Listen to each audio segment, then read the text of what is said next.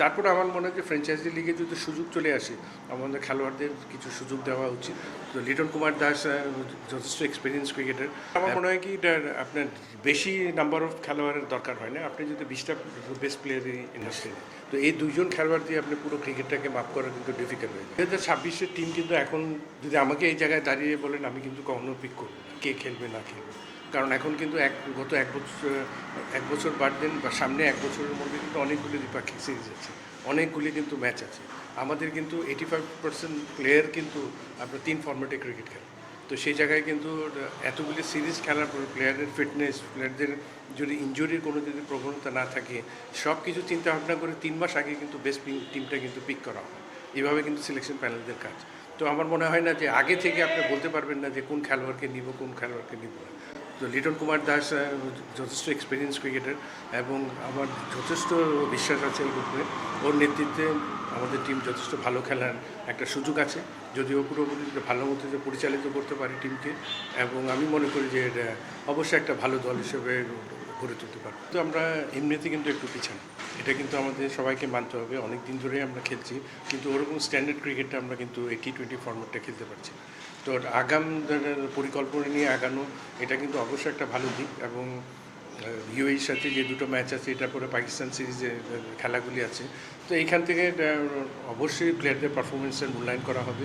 এবং সামনে 2026-এর যে বিশ্বকাপ আছে, এখান থেকে টিম গঠনের জন্য একটা ভালো দিক শুরু হবে। তো আমার মনে হয় যে সব কিছু নিয়ে, কারণ এখন কিন্তু ওই বিশ্বকাপের আগে কিন্তু অনেকগুলো সিরিজ আছে, প্লেয়ারদের পারফরমেন্স কিন্তু তখন আপ অ্যান্ড ডাউন হবে। এখান থেকে একটা সেরাটা কিন্তু বেছে নেওয়া একটা সময়ের ব্যাপার আছে, বাট প্রতিটা series is very very important. আমার মনে হয় যে প্রতিটা সিরিজকে ভালো মতো নজর দেওয়া এবং ওখান থেকে প্লেয়ার পিক করাটা বেটার চিন্তাভাবনা। তানভীর ভাই, আমাদের সবসময় একটা জায়গায় আমরা একটু বেশি পিছিয়ে থাকি T20-তে, যে পাওয়ার হিটারের অভাব। বাংলাদেশে এমনিতেই আপনার ধরেন বায়োলজিক্যালি হয়তো বা অতটা বেশি ফিট কিংবা পাওয়ার হিটার হয়ে ওঠে না। তো এই জায়গাটাতে আসলে ঘাটতিটা পূরণের ক্ষেত্রে বাংলাদেশ কি কৌশল নিতে পারে? কারণ আপনার বিশ্ব ক্রিকেটে কম্পিটিটিভ ক্রিকেট খেলার জন্য কিন্তু আপনার পাওয়ার হিটিংটা খুব প্রয়োজন T20-তে। এখানে দেখেন আমাদের খেলোয়াড়দের ফ্র্যাঞ্চাইজি লিগে কয়জন খেলে, সবচেয়ে বড় প্রশ্নটা কিন্তু এই জায়গায়। আপনি এই ফর্ম্যাটটায় যদি যত বেশি ক্রিকেট খেলবেন, যত বেশি ম্যাচের এক্সপিরিয়েন্স আপনার কাছে হবে, বেশি আপনার এক্সপিরিয়েন্স বোলারদের এগেনস্টে যদি টপ ক্লাস বোলারদের এগেনস্টে খেলবেন, তখনই কিন্তু ডেভেলপমেন্টটা আসে। সেই জায়গায় আপনি এক একটা সিরিজ দিয়ে কিন্তু এটাকে ডেভেলপ করা যায় না। আর আমাদের ডোমেস্টিকে আমরা মাত্র দেখেন বিপিএলের বাইরে কোনো টুর্নামেন্ট ছিল না, এই বছরই আমরা T20 NCL দিয়ে শুরু করেছে, এখানে একটু এক্সপিরিয়েন্স দেওয়া হয়েছে। তো আপনি যদি প্রপার প্ল্যাটফর্মটা যদি প্লেয়ারদেরকে আনতে না পারেন, একটা ওই এক্সপিরিয়েন্সটা দিয়ে ওই জায়গায় কিন্তু আশা করাটা ডিফিকাল্ট। কোন কোন প্লেসে আপনি কী ধরনের খেলোয়াড় রাখবেন, আপনার 6-7 নম্বরে কীরকম পাওয়ার হিটার দরকার, টেল এন্ডাররা আমাদের বোলাররা কেমন হিট করে, প্লাস টপে আপনার প্রথম 6 ওভার পাওয়ার প্লেতে আপনি কতটুকু রান কীভাবে নিচ্ছে, তো এগুলি সব কিন্তু কিন্তু একটা ম্যাটার কিন্তু থেকে যায়। তো সেই জন্য কিন্তু আপনার দরকার ওই এক্সপিরিয়েন্সটা আমাদের ফ্র্যাঞ্চাইজি লিগে আরও বেশি খেলোয়াড়দের অন্তর্ভুক্ত করা এবং ওদের ওই এক্সপিরিয়েন্সটা গ্যাদার করে কিন্তু তখন আপনি ইন্টারন্যাশনালে ভালো কিছু দেখতে পাবেন। T20-তে আমরা সবসময়, আপনি যেগুলো আগেও বলেছিলেন বেশ কয়েকবার, ফ্র্যাঞ্চাইজি লিগে যদি ক্রিকেটারদের খেলতে না দেওয়া হয়, এক্সপিরিয়েন্সটা আসলে সেভাবে হবে না। তো বাংলাদেশের ক্রিকেটাররা বেশ কয়েকবার যখন সুযোগ পেয়েছিল, বিগত বেশ কয়েক বছরও সুযোগ পেয়েছিল, এনওসি জটিলতা ছিল, তখন দেওয়া হচ্ছিল না। এখন কি মনে হচ্ছে যে আসলে বাংলাদেশের ক্রিকেটারদের আরও বেশি সুযোগ দেওয়া উচিত কি নাই? সুযোগ তো অবশ্যই দিতে হবে, কারণ আপনাকে ওই দিকেও চিন্তা করতে হবে যে আমাদের দ্বিপাক্ষিক সিরিজগুলিও কিন্তু ভেরি ইম্পর্টেন্ট। এখানে কিন্তু নজর দিতে, কারণ আমাদের অনেক কিন্তু সীমিত সংখ্যক খেলা, আমাদের কিন্তু অনেক কোয়ান্টিটি নাই যে আপনি ওখান থেকে বেছে বেছে এনে এখানে খেলিয়ে দেবেন। তো সেই ধরনের খেলোয়াড় কিন্তু নেই। তো সেইভাবে অনেক চিন্তাভাবনা করে কিন্তু প্ল্যান করে আগাতে হয়। তারপরে আমার মনে হয় যে ফ্র্যাঞ্চাইজি লিগে যদি সুযোগ চলে আসে, আমাদের খেলোয়াড়দের কিছু সুযোগ দেওয়া উচিত। কিছু কিছু সিরিজে হয়তো কারণ T20-তে কিন্তু বেশি খেলা থাকে না, দুটো ম্যাচ খেলে আবার কিন্তু চলে যেতে পারে।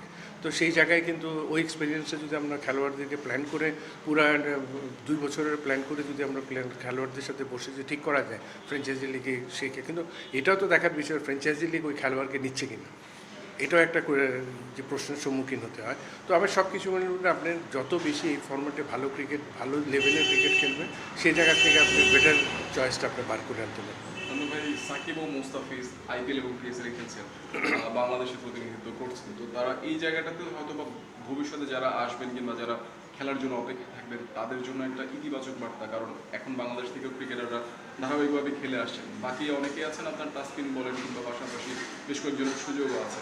তো এই জায়গাটাতে আপনার কতটুকু ইতিবাচক দিক দেখছেন যে সাকিব পিএসএল খেলছেন কিংবা মুস্তাফিজ আইপিএল শুরু করেছেন? আপনাদের সাকিবের ও কিন্তু একদম শুরু থেকে কিন্তু ওর এই এক্সপিরিয়েন্স কিন্তু আছে আইপিএলে খেলা, পিএসএল খেলা, অন্যান্য ফ্র্যাঞ্চাইজি লিগগুলি খেলা।